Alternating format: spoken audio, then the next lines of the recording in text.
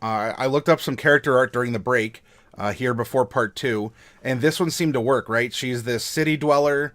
She is kind of this Avenger. She values treasure. She's almost like a rogue, but more like a bouncer rogue or a thug rogue. Now, why does she have like torn fishnets on her tail? Look, I'm not going to ask these questions. It doesn't matter. But you know, if you do a basic search here for female tieflings, you'll find a lot. And I will not scroll further down than what you see here because I don't want to. I don't want to get in trouble with Twitch. Yes, Del. Clearly, the torn fishnet tail stocking is for warmth. But you know, so you have some more like sensual ones. You have some like good battle ones. I mean, that one. You know, she looks very authoritative. You know, then there's others here. This one is an elf tiefling, so someone made some kind of a hybrid, which was very interesting as well.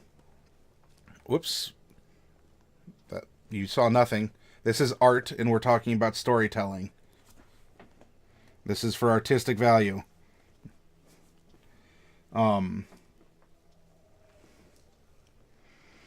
So yeah, so you have different ones, especially a lot of people like making them magic users because they're naturally inclined to that. But look, I mean, here's more of a, you know, here's more of like maybe a politician one or even just like a commoner version, right? Some battle masters and other things like that. So anyway, that's the one that we went with. You can always turn. Oh yeah, yeah. That was something that I ended up forgetting to do. But I'll tell you, sometimes, Shad, that that doesn't always filter everything. But thank you. I'll have that on for next time.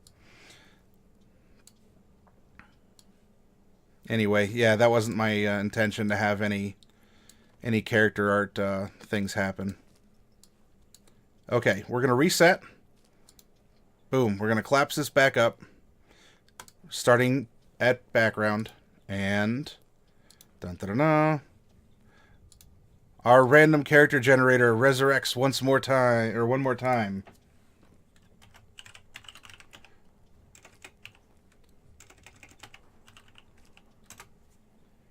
There we go. Res, please. I am dead, but not for long. When the spell ends, I arise to find myself as a female fairy sorcerer. Woo, spooky.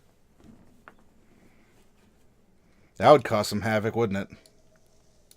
Go for wild magic? Oh. Anyway. Alright, so Radia here is going to be... She's loaded. She exists now officially. Time to go over to our blank. 1 second. Alright.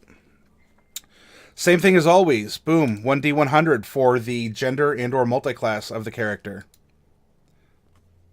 Hit it. 88. 88 is a male. Almost multiclassed. Multiclass is a 91 through 100. Race, we're going to hit a d10. We will not need to re-roll it. So this is race 3, subclass 2. Race 3 is halfling, a stout halfling. There we go. Alignment is going to be 2d percentile for each of the axes of alignment. Roll it. A 19 and a 10. This is going to put us as a lawful good. Wow, we have a lawful neutral and a lawful good. We have kind of a superhero team brewing. Oh, okay, so Del, the random epic, that costs 2,000 experience to engage in, as a heads up.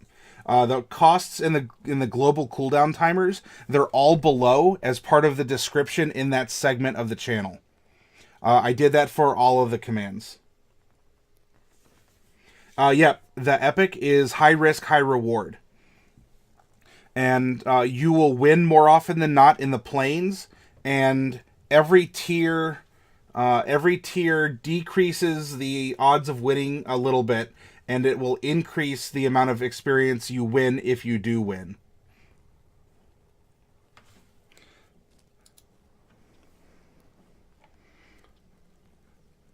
Our level is going to be a percentile. Go back to 1. Hit it. A 64. Oh, okay. We have kind of a... Oh, just shy of 11. This is a level 10. Level 10 something. However, before we get there, we need to determine, with the ability score increases that come, are we going to take any feats? This is going to be another percentile roll. 49, no. These are going to be straight ability bumps, because that doesn't come in until 71. Now is a D12. We're going to hit this and determine the class. 10. 1, 2, 3, 4, 5, 6, 7, 8, 9, 10. We have a sorcerer that is a D2 archetype, so we'll just do odds or evens on the same D12. Evens. Wild magic.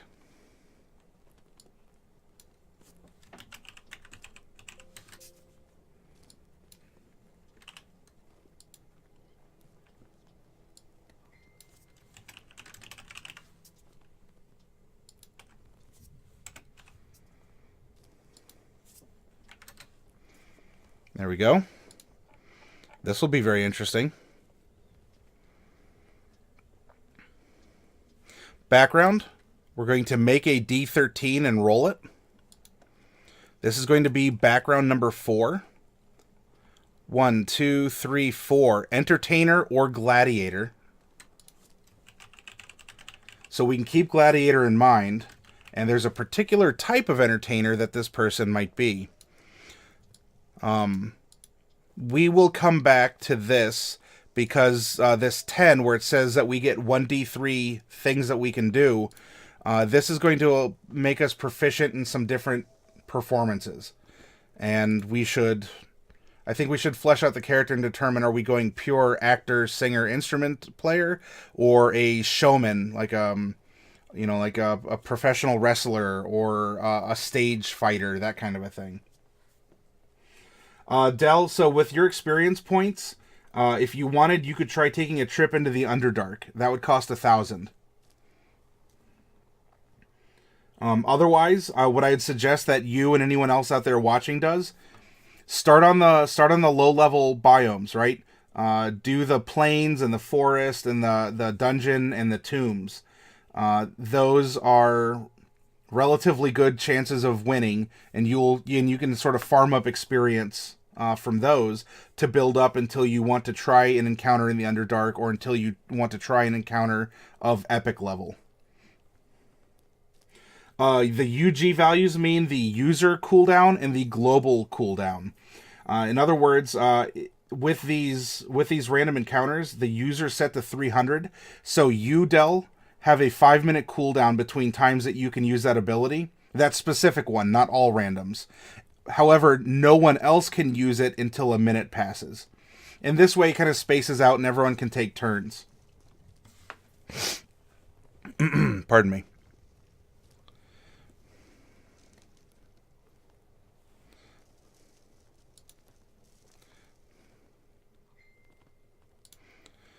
Just in case here, we will make this a D3. And so we'll say 2.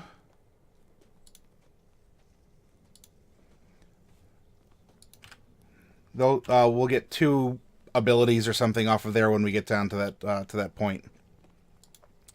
Couple other things we have to do before we get there. That is going to be to determine the 2 personality traits that he gets. That's a 2d8. 1 and 1. Okay, well, 1 is going to be 1. If you're doing this at home and you do want a random, maybe he only has the 1 personality trait, but he really focuses, like, that is the dominant feature in everything that he does. For what we're doing, I want 2 different ones to help provide some storytelling boundaries or margins. So I'm going to roll a d8 again and get 1 and get 3. Okay, he really wants to be number 1. I'm really curious to see what that is. There we go. And then 3d6. 1, 2, and 6. There we go. Next up, we come down here. Halfling. Here is our stat line. Starts at 2'7". We're going to add 2d4. We're going to add 6 inches. So This is going to be 3 foot, 1 inch. We're going to take this same number that we rolled 6, multiply it by 1 pound over here, and add that to 35. So this is going to be 41 pounds. Uh-oh, here we go, Del. Something just clicked. Oh no, you exclaim, having triggered a mimic. Only a 12 or greater can defeat it. You attack with advantage, adding a +2 modifier.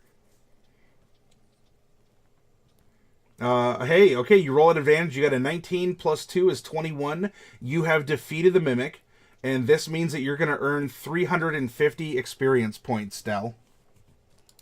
And looks like subsequently, Delcorin, you have triggered Shadzar. Add points. Delcorin. Tree Fitty. There you go. Enjoy your reward.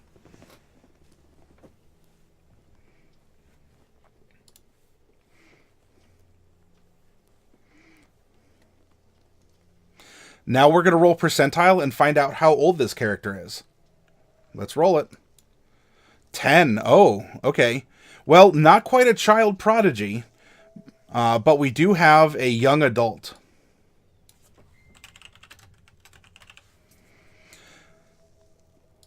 So, young adulthood starts at age 20 for halflings. Like, at least that's when they're culturally an adult. It's just like we as humans in the real world are supposedly adults at 18, but,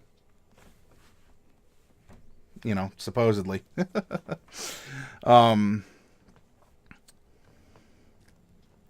So we could probably give this about a 35 or so year spread, I'd say.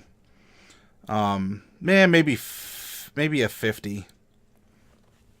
So actually, let's just do this. We're gonna make a 45-sided die, and we're gonna roll it, and we're going to find out what we're adding to 20. 33. All right, so we have a 55-year-old young adult halfling. By the way, this is going to give us common and halfling just from here. We can fill that in from experience.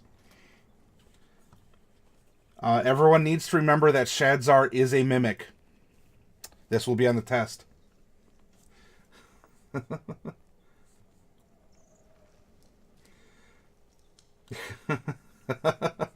Hey, Del won for 0 EXP, but I believe we've determined that 0 EXP duels are for honor.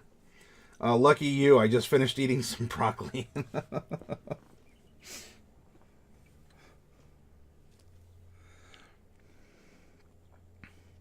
All right, now we have the framework of this character in place. It's time to minimize that and go over to the handy-dandy, always useful Player's Handbook.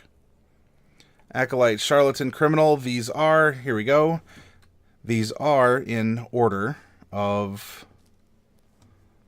alphabetical, like first letter here. We're going to get acrobatics and performance unless... Okay. Acrobatics and performance. We do get proficiency in these guys' kits.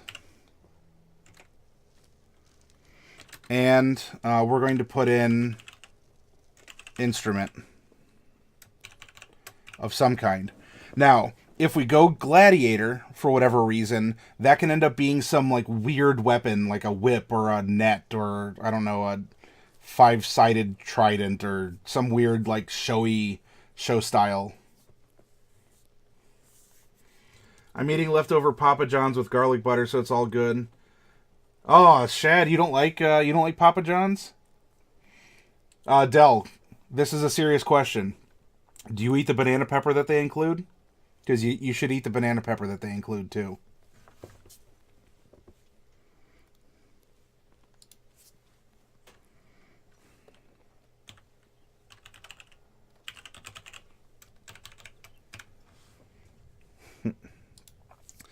It's going to give us an instrument.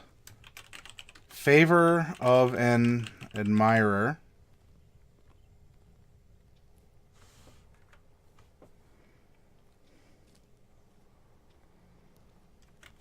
a costume of some kind. We'll want to think of a costume. And a belt pouch, and it pays to be an entertainer. Look at that, 15 gold pieces. We have some routines here.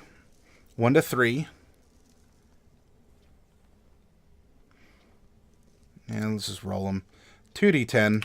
Boom, do it. 9 and 3. Storyteller and Fire Eater. That is interesting. By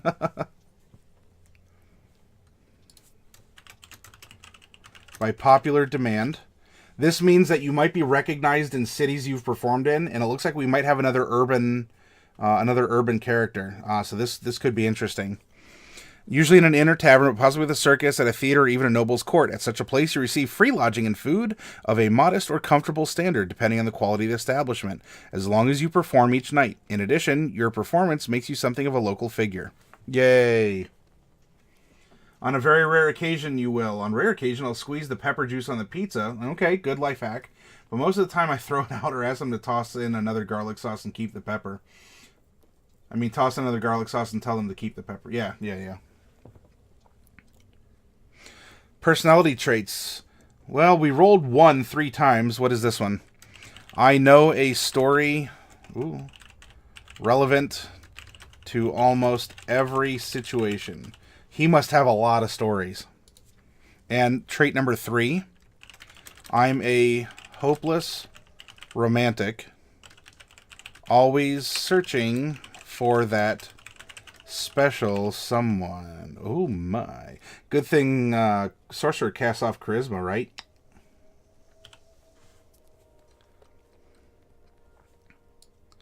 Ideals. Beauty. When I perform, I make the world walled. A better... I make the world better than it was. Bonds. 2. Someone stole my precious instrument, and someday I'll get it back. Ooh, mystery. Here's, for all you DMs, right? If you have a PC who comes to you with something like this, this is a great hook. Hashtag just saying. And flaws number 6, because we are all flawed creatures. Despite my best efforts, I am unreliable to my friends. Probably because he's out, trying to woo people. Someone stole his piano. Hey, maybe. Maybe that was his performance gig, right? Or I guess maybe his harpsichord for Get Ye Flask Day instruments.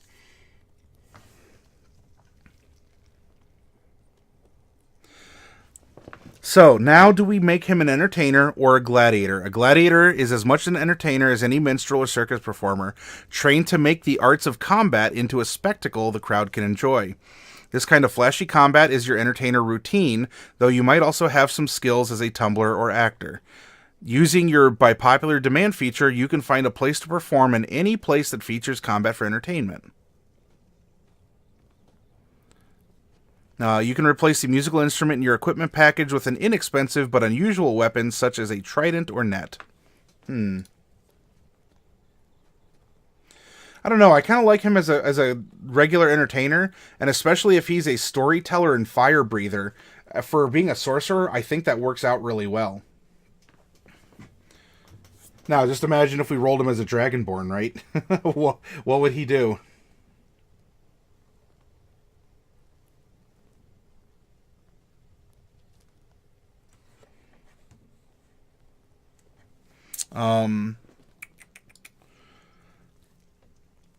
We filled in our skills and all that other good stuff, so we are finished for now with backgrounds. Let's come back up to races and go to halfling. Boop, there we go. Oh, look at her. I just love it. She's just jamming out and having an awesome time. It's wonderful. Like, that picture just makes me smile. Okay. All halflings increase dex by 2 and have a 25 speed. They are also lucky. Hey, he wants to get lucky, right? Keeping it PG. Lucky allows you to reroll ones, so that, you have a lot more triumph than tragedy. You are also brave. You have advantage on saving throws against being frightened. And you know what? If you're an entertainer and storyteller, that's great, right? Because that way it puts you right in the mix for learning the story that's happening around you. As well, you have halfling nimbleness. You can move through the space of any creature that is the size that is of a size larger than yours. We already have our languages down, and there is a subrace. We are not Lightfoot, though we are stout, meaning we increase our constitution by 1. And we get stout resilience. You have advantage on saving throws against poison, and you have resistance against poison damage. That makes us mini dwarves? I don't know.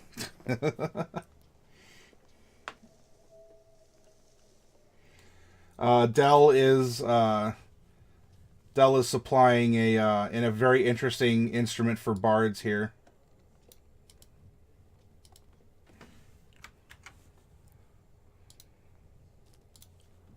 Let's see what we got.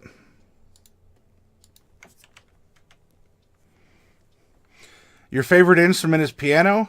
How the hell is that going to work? I'll think of something. Oh, I like it.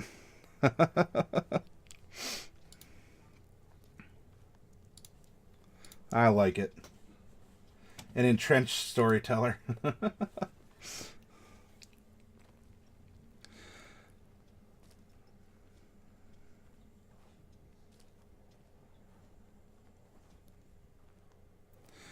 All right, we have this filled in. We have our racial features filled in.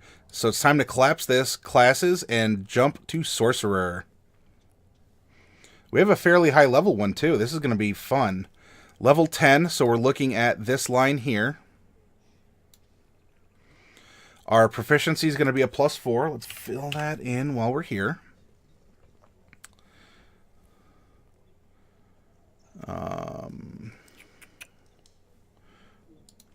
We are 10d6 hit die. And that will... So knowing that it's a d6 is going to help us when we calculate hit points after we determine the Constitution score. And thereby mod. We get no armor proficiency. Though with weapons, we do get daggers, darts... Daggers, darts, slings, quarterstaffs, and light crossbows. No tool proficiencies, and Con and Cha are our proficient saving throws.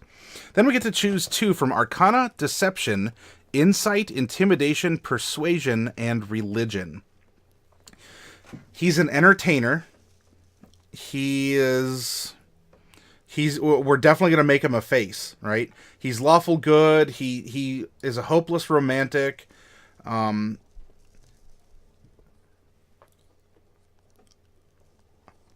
think that we should give him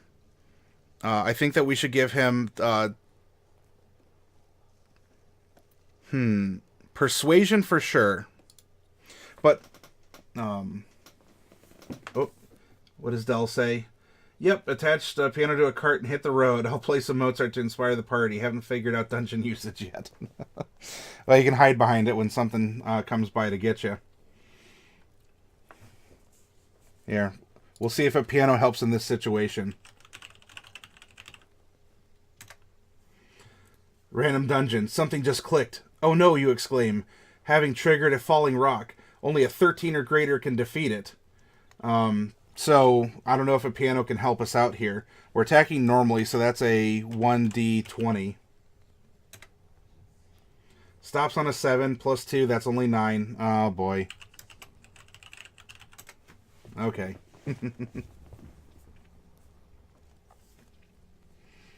Yeah, I don't think religion. I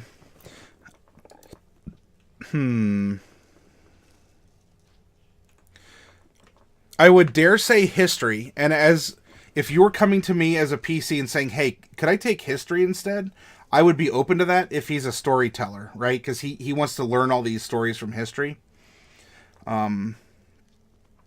If we're sticking with things though, someone stole his precious instrument and he'll get it back.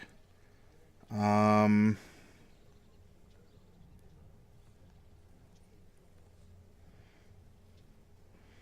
if he's trying to pursue this investigation, I could even argue too. You could replace it. He's unreliable to his friends, so maybe no bardic inspiration in the dungeon. Sorry, yeah, your baby grand wouldn't fit through the entrance. Oh, rip baby grand, rage baby grand. I think he's performing to perform. He doesn't really care about knowledge of magic. He also doesn't really care about the inner workings of religion. He has persuasion. This is going to leave insight, deception, and intimidation. If he's lawful good, I don't really see him being the deceptive type, especially when he could just smile and tell the truth and get away with whatever he wants. So insight or intimidation. If he needs to read people, I would almost say we give him insight because he's a lover, not a fighter. He's not going to intimidate people. Yeah, I agree, Del. There we go. Molto bene.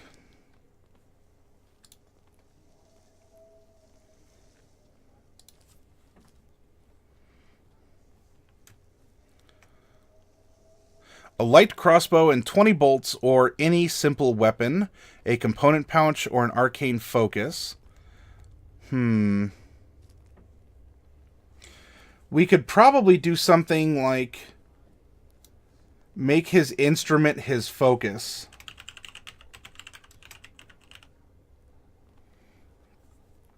So that being said, consider what instrument he'd be good at playing.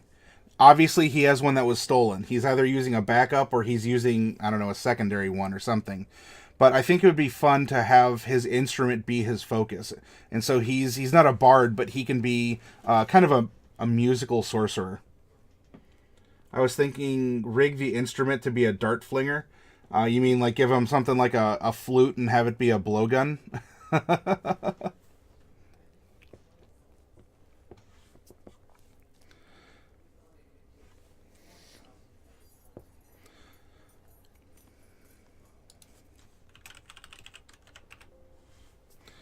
Dagger times 2.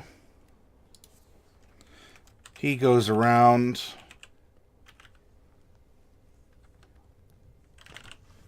Oh, by the way, here's a Raichi.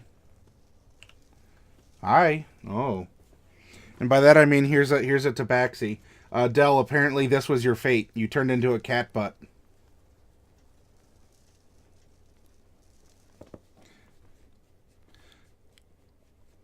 I like the idea, and that's something that you could propose to a DM.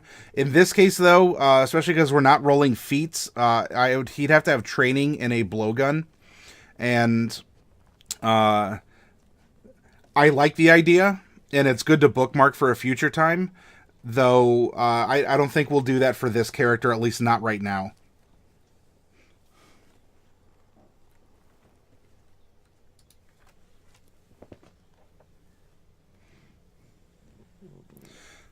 Then to give him a crossbow or any simple weapon. We should probably give him a simple weapon of some kind. Loot darts. You know, it's interesting. In Final Fantasy XIV, bards are the job that springs off of Archer. And so what many times that class's design features is that they have these little hand harps that fold out and through a pulley system through a pulley system that makes the harp, it's the same string that you would pull for the bow. And so your hand harps will fold out into a bow, and it's ready to go. Also, apparently my mustache passes inspection out by the cat. Are you going to lay down? Right on my desk? Well, if a string of 20 of the same letter is typed out in chat, then you know what's happening.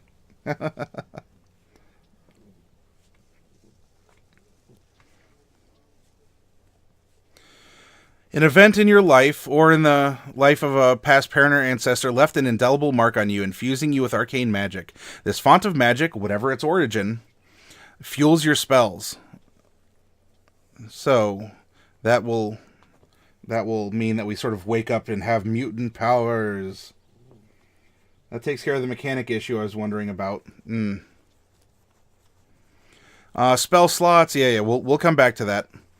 Our sorceress origin, we decided, was wild magic.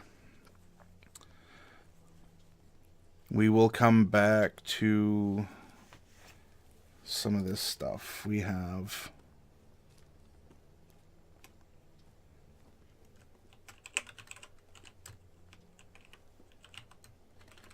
We're going to have X amount of sorcery points. We do get flexible casting.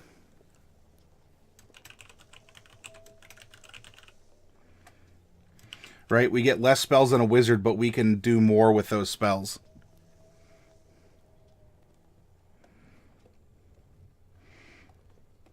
And, oh, we're level 10, so we actually are going to get a bonus meta magic.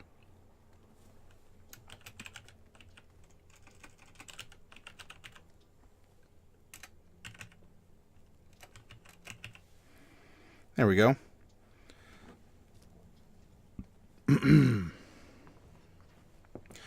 Careful spell, distance spell, empowered spell, extended spell, heightened spell, quickened spell, subtle spell, and twin spell. I definitely see him having subtle spell. Right? Even if he's...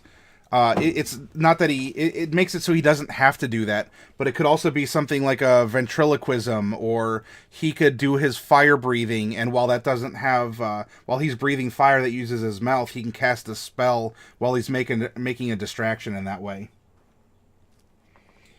Uh-oh, Dell is going on another adventure. A nearing rustle. A rabbit?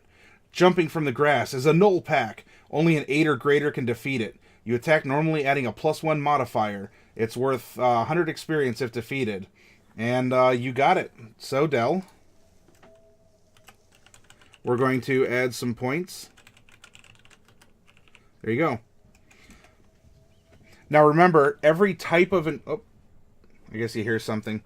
Every type of adventure can be done every 5 minutes. It's not just an adventure. So if you go plains, forest, whatever, and you're going through these biomes, you can go down that list once every 5 minutes, up to what you want to do.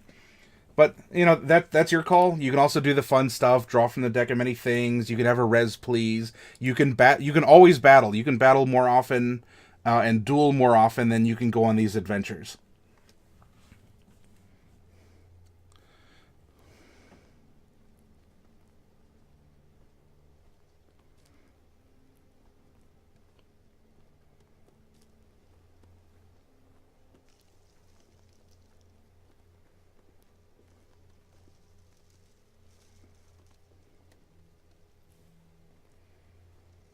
No, it wasn't just in general, Dell. It's every instance has the cooldown.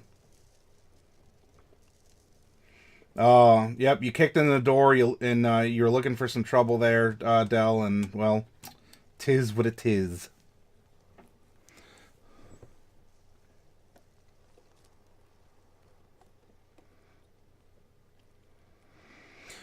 Let's see. If he's this charmer, we're probably going to make him not really like a fireball offensive sorcerer, but maybe more of an illusionist and a charmer, an enchanter, that kind of a thing.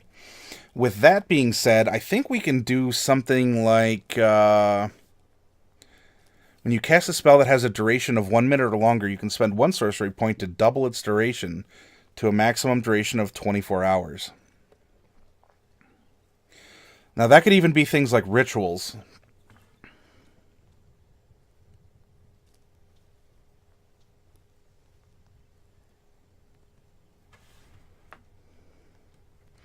Heighten sounds really good. Maybe we could do that too, but I think we're going to give him Extended Spell.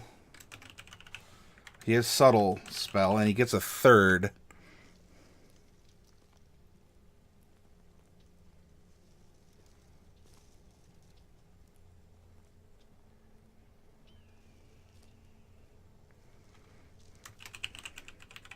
We'll do a Heighten Spell, because if we're going to be enchanting or enfeebling, doing that kind of like status magic, it's expensive, right? It costs 3 sorcery points, but this is going to inflict disadvantage on the creature that we can possibly take out of the combat with the spell that we're casting. There went my null points. I could see some sort of fire starting spell being convenient. He could start a campfire or a fireplace. Well, he'll probably get something along those lines.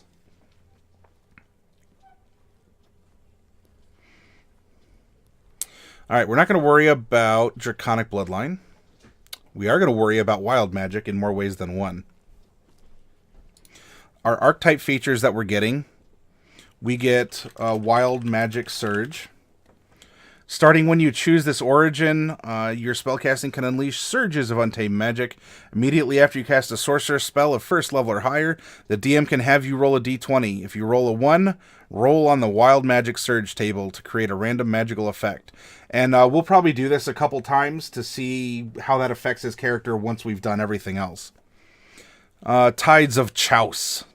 Starting at first level, you can manipulate the forces of chance in Chouse to gain advantage on one attack roll, ability check, or saving throw.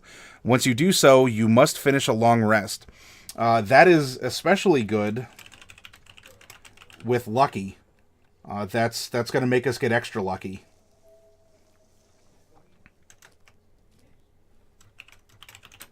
Then we get to Bend Luck. We have the ability to twist fate using our wild magic. When another creature you can see makes an attack roll, an ability check, or a saving throw, you can use your reaction to spend 2 sorcery points and roll a 1d4 and apply that number. Yay. So we can help our friends for fun and profit and romance and adventure. And we're not quite at Controlled Chaos just yet. Okay. We'll get to the fun stuff here in just a second. We need to fill in a couple things. At 10th level, we have 10 sorcery points. And we will be slightly redundant. We're going to put that in as a placeholder. Oh, you know what? Before we can do magic, we probably should, fill in stats. 15 charisma for sure. Then we should probably go, let's see, Dex, Wiz, Cha.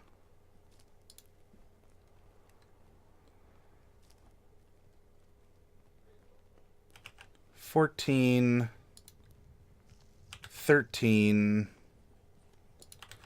$12, $10, $8.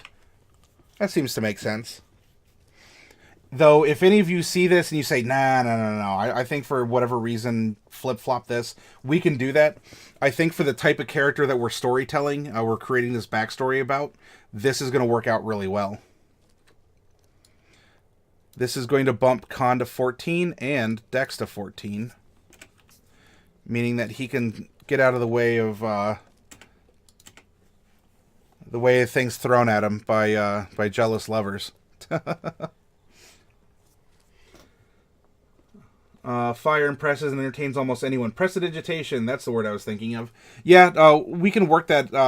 We can work that in as a cantrip of some kind, I'm sure. Or even if we don't, he's good at fire breathing. Now that doesn't mean he's doing it magically, but that could be just like a little trick of flint and steel.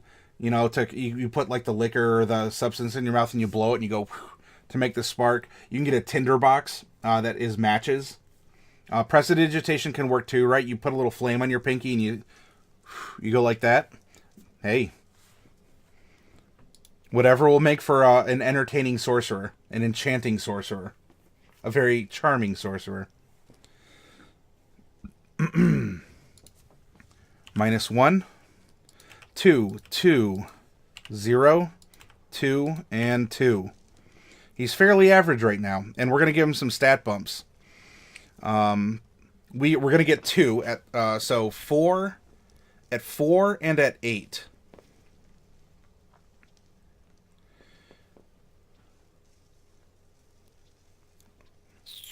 The first one should probably raise his charisma to 17. Whoop, 176. Ah.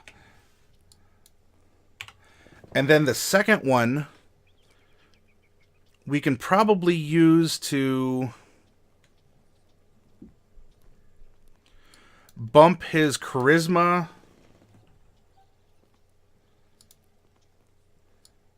to an 18. And then put in the other 1 increase into something else here. Con's pretty good where it is. Dex or even int, if we want to try and round him out, we could. But I don't know. He has insight.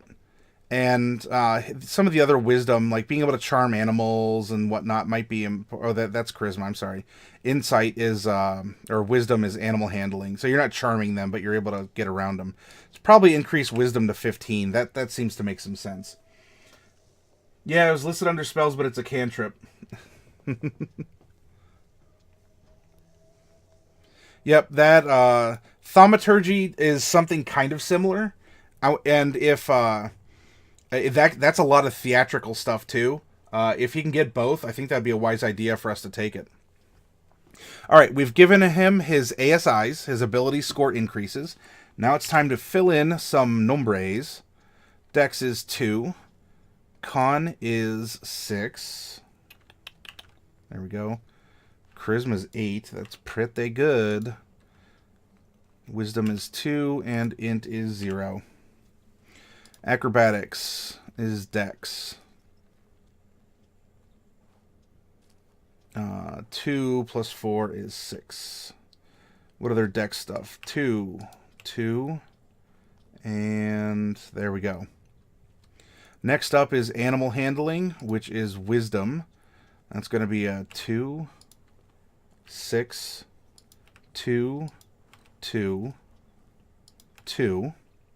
Arcana is int, 0, 0, 0, 0, and 0.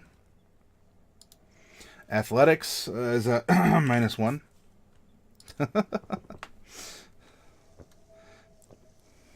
And charisma is 4, 4, 8, and 8. Look at that performance and persuasion.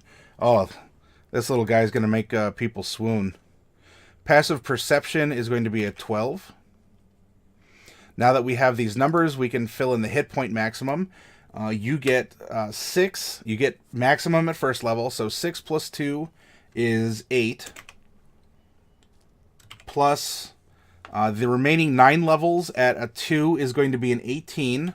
And then we get half plus 1, which is 4. 4 times 9, so we have 36. So using a little algebra, a little arithmetic, a little bit of magic, we have 26 and 36, 12, 62. He's a tough little duder, isn't he? Initiative is going to be a +2. And armor class is going to be the clothes on his back plus dexterity. 12. I'm not going to worry about whatever simple weapon this is. It's going to be a club, or it'll be a quarterstaff, or something that is thematically appropriate. That's not as important right now as filling in more like his spell choices, because he's going to be focused a lot on that. But just keep that in mind. And also, we need an instrument of some kind for him. What kind of instrument does he play? And also, what costume does he wear? What does he dress up as when he performs? 12 ain't much? Are you talking a 12? Oh, yeah. 12 isn't much, but you got to consider this, Del. He's a backline caster who probably isn't going to be in the middle of combat. And there is always the chance that we give him mage armor, which I could foresee. Like, if he's trying to pursue romance in all the wrong places, it'd be good to be able to react and kind of throw up a little shield to block the flower pots or the angry curses that your lover for the evening's significant other is tossing your way after discovering you. I don't know how lawful good that is, but I'm sure we could make him a charmer even through this lawful goodness. Because lawful good doesn't mean that he's stale.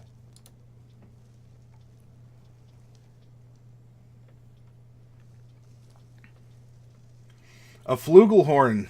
That is a very creative... Here, if any of you aren't...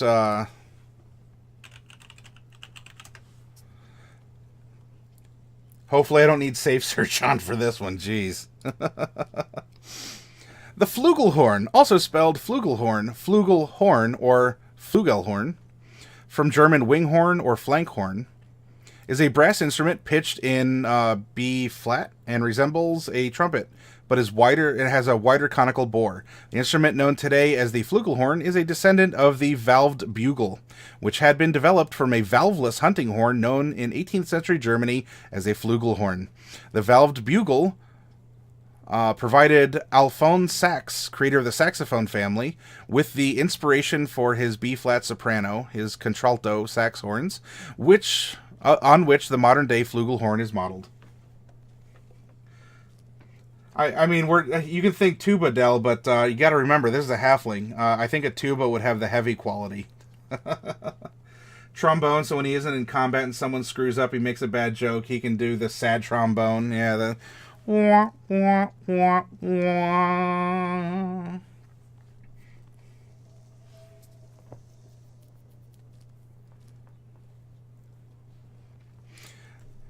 Well, how about this? So this was, so we're getting some history, right?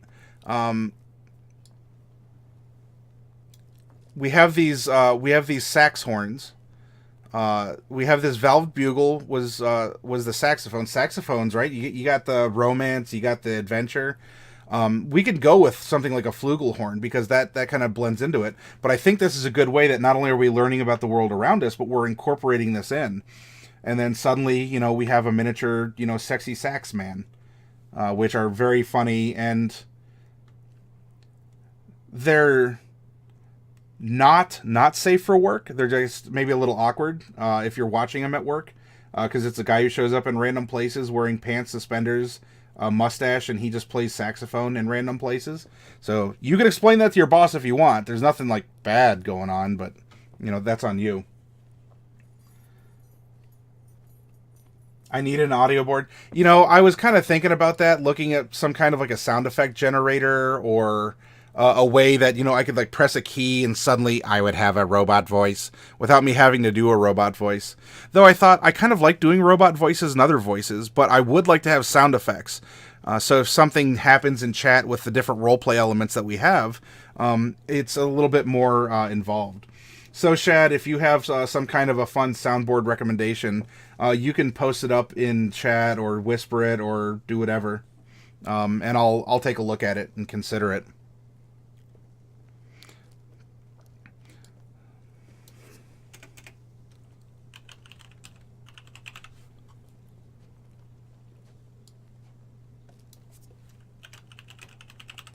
Now, I think we should make his flugelhorn somewhat fireproof.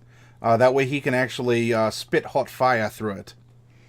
Also, by the way, Shad, Dell, anyone else in chat lurking or commenting, he needs a costume of some kind. We need to give our little entertainer sorcerer here, our storyteller / fire-breathing sorcerer, not really a disguise per se. He is good with a disguise kit, but he needs a costume. When he performs, what is he wearing? While you are pondering that, at 10th level, we know 6 cantrips.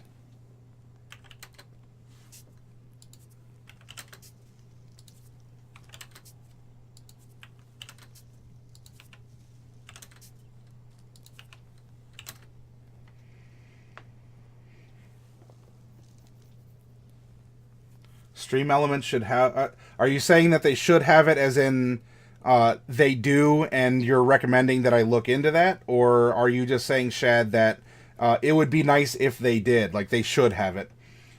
Dell says court jester. I don't know. Is he a court jester type? As a storyteller and fire breather? Is he the kind of prance around in front of nobility, royalty, or the, the rich muckety mucks? Harlequin, perhaps. We're going to know 11 spells.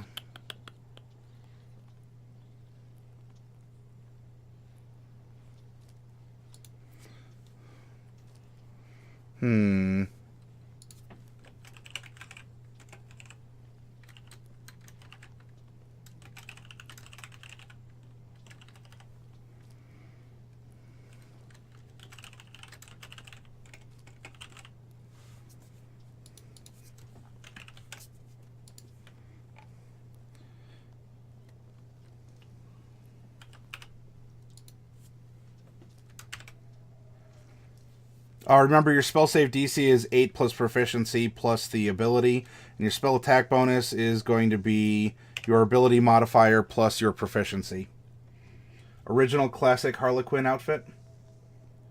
I only know timers in SE. Bubonic. Hey, Bubonic. As a mime, that would be kind of interesting if he's a fire-breathing storyteller. I'm not necessarily close-minded to that. That could be an interesting take, right? I mean, breathing fire is not really talking. And we did give him a subtle spell, meaning he doesn't need verbal components. That might be cool, right? You catch people off guard. A lot of people are like, oh yeah, you got to wiggle your fingers and talk to cast magic. But here he is, he's making a wall. But sure enough, that wall is actually mage armor. That might be interesting. I don't mess with the overlays it has.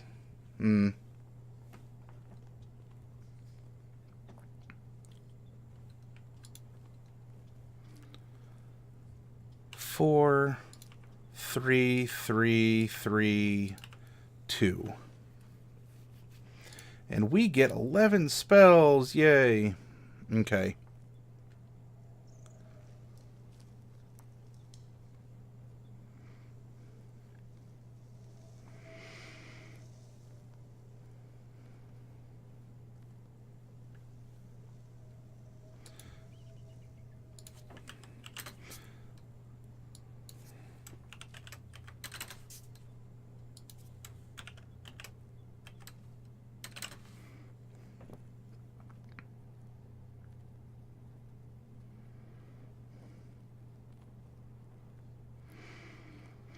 Okay, so we start at level 1 with 2 first level sorcerer spells.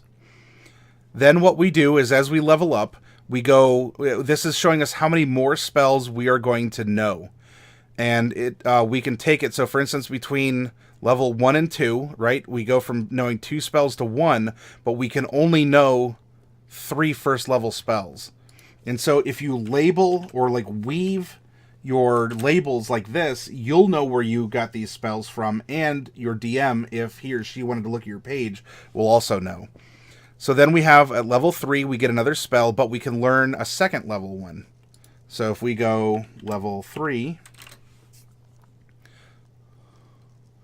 level 4 is going to be the same, and we should probably spread these out a little bit. Now, as you're leveling this character up, it does give you the option to switch spells in between levels, so you have a little bit of mutability. We have the convenience of just being able to fill in all 10 levels. At level 5, we open up into a third. At level 6, we can take another one.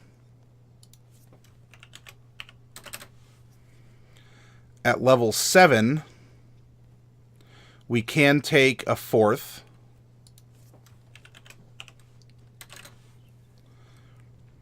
At level 8, we can take another one.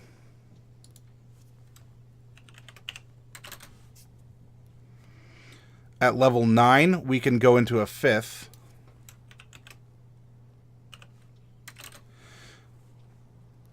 And at level 10, we can take another one. Now, if you wanted, and there's nothing keeping us from doing it right now, we could say, oh yeah, we want to take our level 8 and drop it into a level 4, because maybe we want this character to have a lot of these fundamental spells, because a lot of spells can be cast up into higher levels. Level 1 spells can be cast as a 4th or 5th level spell, and so you might want more basic options that you can filter up. That's up to you as the player or in what we're doing here. But here, at least we have, now that we have this, we can copy and paste and move around whatever we wanted. Bubonic says a ventriloquist with a dummy.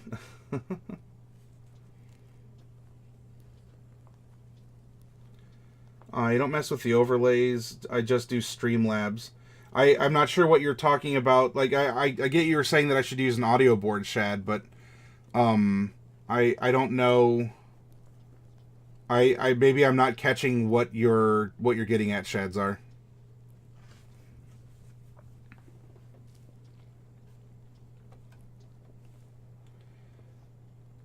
So the mime ventriloquist doesn't speak, but the dummy does. You guys are something else. I like that.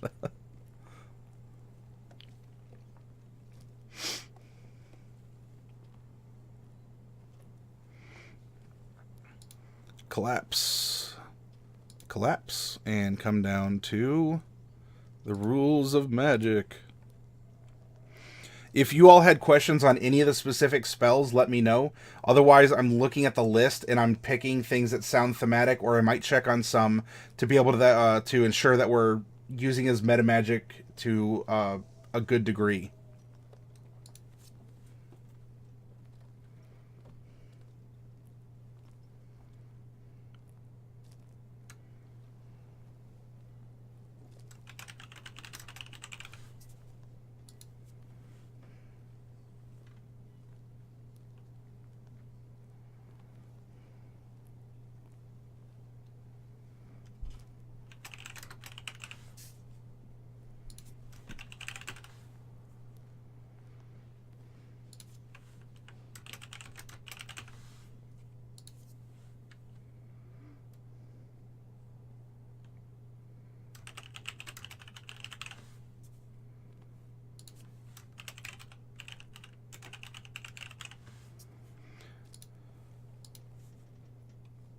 Supplecast can be the dummy.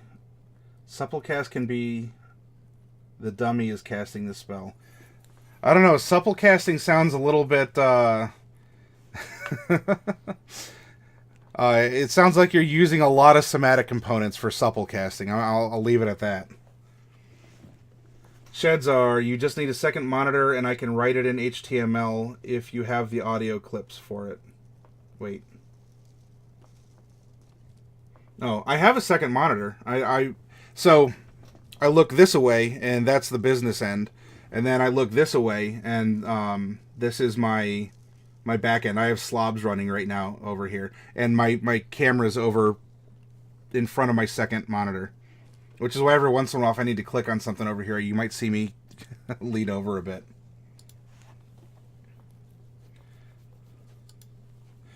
Oh, and you know what? I missed the winky face, too. You're shooting lasers at me. Eye beams. Modify the dummy, and both can use fire breath.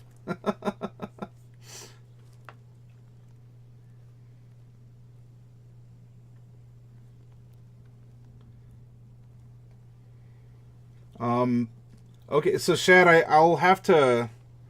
I guess I'll have to work with you then on what's entailed. Like, as you need MP3s of things, is this just making like a little button board where I can, press like honk honk, or sad trombone, or some sort of like call to adventure, like get 'em, or spoon, or something like that?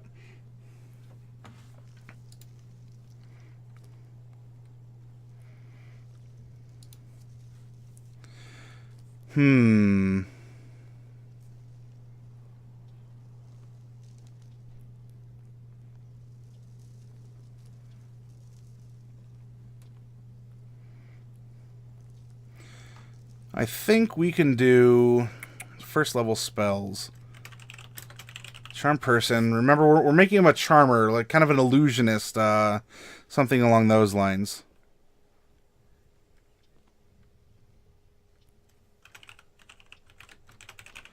Disguise self. And mage armor. Because you want to put that up before a show in case they throw tomatoes at you. Level 2.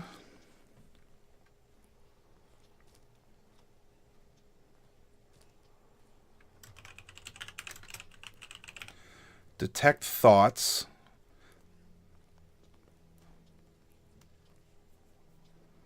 And we should probably give him a combat spell around this level too. What would be thematic? There is Scorching Ray. That could be interesting, right? If we've kind of said that he's a fire breather.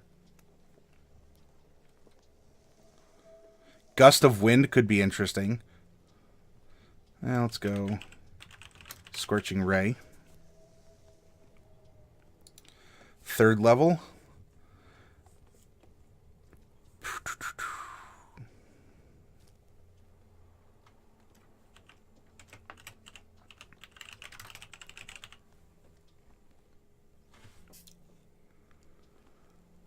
Hypnotic pattern and major image. Oop, imagine. 4th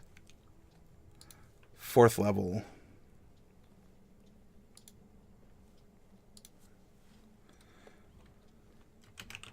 Dimension Door is good for getting out of places and also into places. Like if you just want to show up and boom, the Cape of the Montebank is really good for this because it also provides a theatrical poof of smoke when you appear. But Dimension Door is a pretty solid spell here. And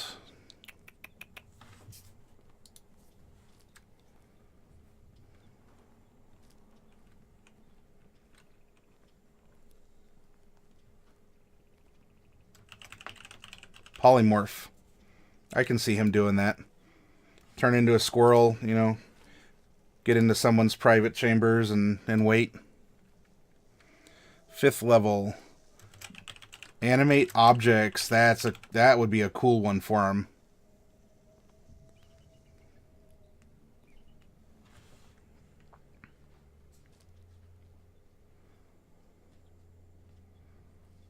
And what are we getting here?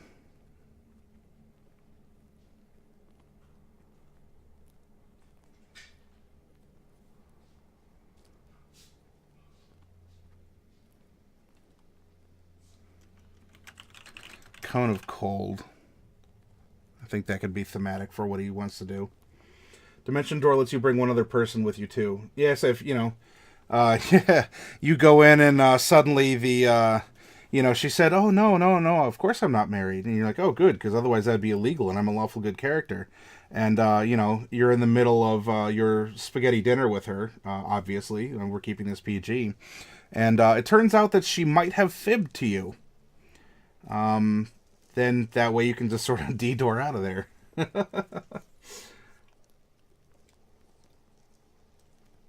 Okay, so Shad says buttons you click and sound plays. Bubonic says, sorry, seeing the character in a book ages ago. Didn't know fire magic was transformed into a fire mage and used alchemical tabs to cast his spells. No, that's fine. There's all kinds of ideas, new and old, and that we can remix. There's nothing wrong with those suggestions, Bubonic.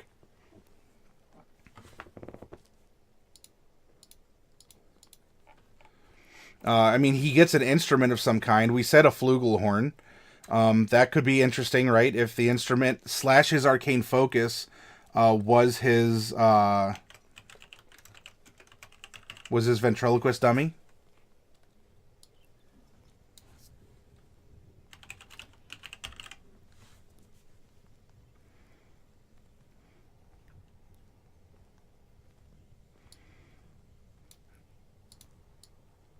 And so his costume would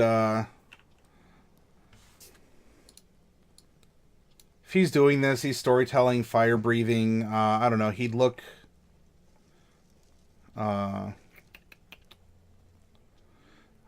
Wild magic sorcerer, stout halfling.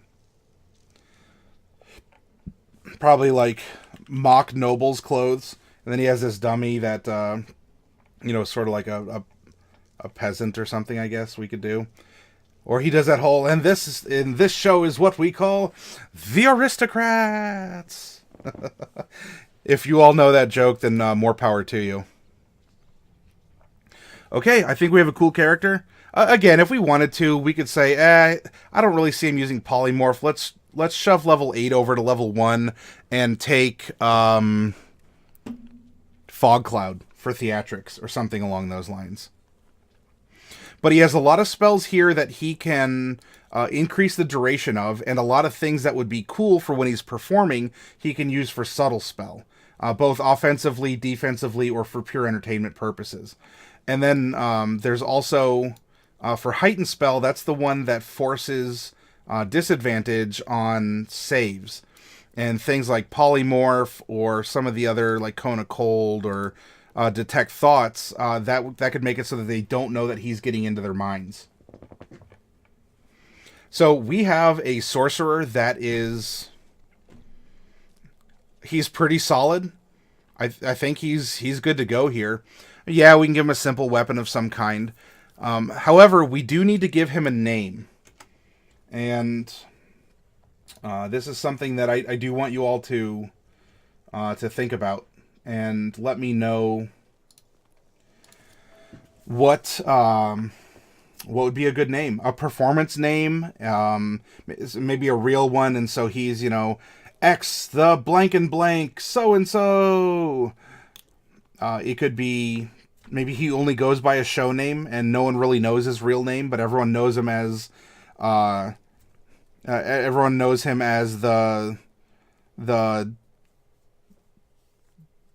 dragon's dummy or something like that. And we can also think of a name for his partner and what his partner looks like. I'm gonna take a quick break. I'm gonna make some more tea because I finished off my last one on the last break. So I'm gonna get up, do a little stretching, probably talk to my cats like an insane person, and I'll refresh. I'll come back. I'll find some character art, and we'll go from there.